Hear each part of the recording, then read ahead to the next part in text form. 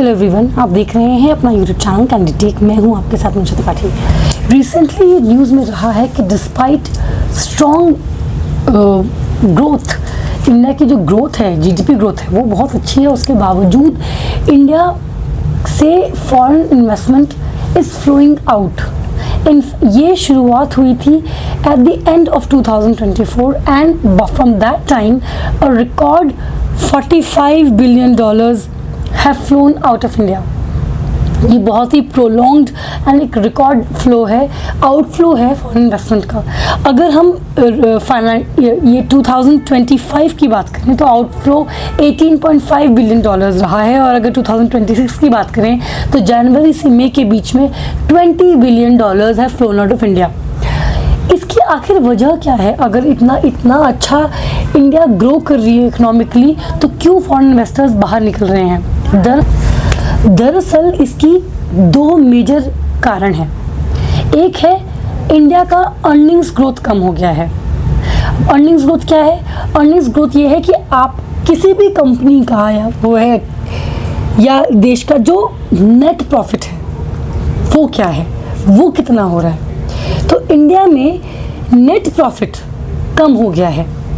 और इंडिया की जो कंपनीज हैं या स्टॉक्स हैं वो ओवर वैल्यूड है। और ओवर वैल्यूड में क्या होता है कि आपकी जो एक्चुअल वैल्यू है, आप जो इंट्रिंसिक वैल्यू है आपकी, उससे ज़्यादा आपका प्राइस लग गया है। और ऐसे में क्या होता है, जैसे आपने सुना होगा स्टॉक्स ओवर वैल्यूड है, इकॉनमी ओवर वैल्यूड है, कोई पर्टिकुलर कंपनी का शेयर ओवर वैल्यूड है। ये जो उसकी इनहेरेंट वैल्यू है जितनी होनी चाहिए, मान लो सोना है, उसको एक्चुअली होना चाहिए ₹5 का, लेकिन ₹100 का हो रखा है। तो वो कहीं ना कहीं जाके अपने आप को करेक्ट ज़रूर करता है। उसकी इंट्रिंसिक वैल्यू से जो उसकी एक्चुअली मार्केट वैल्यू हो रखी है वो मैच ज़रूर करता है, सिंक्रोनाइज ज़रूर करता है। अब ऐसे में अगर इंडियन कंपनीज ओवर वैल्यूड हो रखी हैं तो ये डर, करेक्शन का डर हमेशा बना रहेगा। एंड जैसे ही वो करेक्शन होगा तो जिसने पैसा लगा रखा है उसका पैसा डूब जाएगा। एंड ये बात कंपनीज को जो इन्वेस्टर्स होते हैं वो चीज़ें डराती हैं कि आपने जहाँ पे पैसा लगाया हुआ है वो कभी भी क्रैश कर सकता है एंड आपका पैसा डूब सकता है। Investors don't like it, over valuation, और ओवर वैल्यूएशन में आउटफ्लो का चांस बना रहता है। प्लस मैंने जैसे बताया कि अर्निंग ग्रोथ यहाँ पे कम है। जब आपका नेट प्रॉफिट ही कम है तो वो साथ में इंडिया का लेकिन टैक्स उसको नहीं रिफ्लेक्ट करता है। इंडिया का जो लॉन्ग टर्म कैपिटल गेन्स पर टैक्स है वो 12.5 है। लॉन्ग टर्म कैपिटल गेन्स क्या होता है कि मतलब कोई स्टॉक आपने बेचा हो, कोई रियल एस्टेट आपने बेचा हो, जो भी आपका, या आपने कोई कैपिटल एसेट बेचा हो, म्यूचुअल फंड बेचा हो, इसको बेच के जो आपका प्रॉफिट होता है वो लॉन्ग टर्म वो तब माना जाता है कि अगर if you have held that asset for a specific period of time. On the other hand short term capital gain क्या होता है? अगर आप कोई चीज़ खरीदते हैं और उसको विद इन 12 मंथ्स, 1 साल के भीतर उसे बेच देते हैं, उस पर 20% का जो शॉर्ट टर्म कैपिटल गेन्स हैं उस पर 20% का टैक्स है।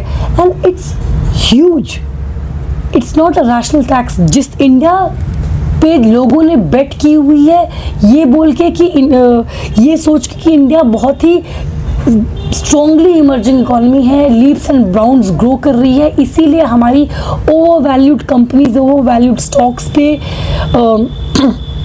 जो इन्वेस्टर्स हैं वो पैसे डाल रहे हैं, प्रीमियम पे कर रहे हैं। लेकिन अगर आपकी मान लो प्रॉफिट है भी तो प्रॉफिट उतना एक्सपेक्ट है, मान लो 15 से 20% प्रॉफिट है, 10% प्रॉफिट है, तो वो प्रॉफिट उस ओवर वैल्यूएशन से मैच नहीं कर रहा है। जो इंडिया की इमेज बनी हुई है कि एकदम लीप्स एंड बाउंड्स ग्रो कर रही है, उस इमेज से ये प्रॉफिट मैच नहीं कर रहा है। एंड सबसे बड़ी बात, जो टैक्स गवर्नमेंट इन पे लगा रही है, इन गेन्स पे लगा रही है, उनसे तो डेफिनेटली इंडिया की कंपनीज का या स्टॉक्स का प्रॉफिट मैच नहीं कर रहा है। तो इन्वेस्टर्स जो हैं वो दूसरी इमर्जिंग इकोनॉमीज ढूंढ रहे हैं जहाँ पे टैक्स कम है, या टैक्स उतना ही है भी, मान लो इंडिया के बराबर टैक्स है या इंडिया से ज़्यादा भी टैक्स है, तो उनकी अर्निंग्स भी ज़्यादा है। अर्निंग ज़्यादा है तो उस पर 12.5% टैक्स उनको नहीं खट रहा है। यहाँ पे अर्निंग्स भी कम है और 12.5% टैक्स भी है। तो अभी हाल में निर्मला सीतारमन ने बोला कि हम इन्वेस्टर्स से बात करेंगे कि उनको टैक्स में क्या राहत चाहिए, क्या उनको चाहिए रैशनलाइजेशन टैक्स स्लैब्स में। And in fact it's too little too late. इस समय तुरंत इंडिया को कुछ अपने टैक्स को रैशनलाइज करना चाहिए ताकि इन्वेस्टर्स न जाएं। बहुत बड़ा प्रॉब्लम ये है इंडिया के टैक्सेस। एंड साथ ही साथ इंडिया का रुपी भी जो डिप्रिशिएट कर रहा है, रुपी डिप्रिशिएट कर रहा है तो ठीक है, आपको डोमेस्टिकली नहीं मालूम पड़ रहा है, लेकिन जो इम्पोर्टर्स हैं, वो जो ओवरसीज इन्वेस्टर्स हैं, वो जब कन्वर्ट करते हैं, वो रुपी से कन्वर्जन होता है डॉलर्स में, तो उनका प्रॉफिट ऑटोमेटिकली कम हो जाता है। रुपी इतना ज़्यादा स्लाइड कर गया है इधर। एंड ये वेस्ट एशिया की politics, oil prices West Asia के कॉन्फ्लिक्ट की वजह से जो बढ़े हुए हैं। And India is a major importer of oil. In fact हम लोग 80 से 90% अपना जो ऑयल का नीड है वो इंपोर्ट करते हैं। एंड ऐसे में हम जहाँ से ऑयल इंपोर्ट करते हैं वो कॉन्फ्लिक्ट में है। Investors are wary of such a country जहाँ जो बहुत ही ज़्यादा इंपोर्ट डिपेंडेंट होती है, एक्सटर्नल कॉन्फ्लिक्ट्स पे, एक्सटर्नल फैक्टर्स पे डिपेंडेंट होती है। एंड प्लस अब सोचो ना, यहाँ पे इन्फ्लेशन कितना हो गया। अगर हमारा major oil is food basket का, इन्फ्लेशन बास्केट का एक बहुत ही मेजर प्रोपोर्शन ऑक्यूपाई करता है, हम लोग उस ऑयल को इंपोर्ट करते हैं।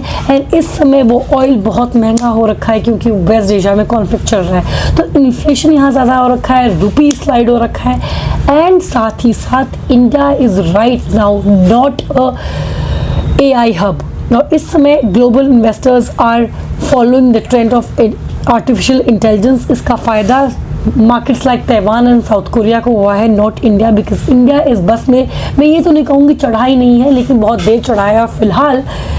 It's not leading in semiconductors and artificial intelligence. So ये अर्निंग्स ग्रोथ में कमी, वो कंपेलिंग स्टोरी अब अर्निंग ग्रोथ की नहीं रह गई है इंडिया की, जो एक टाइम पे हुआ करती थी।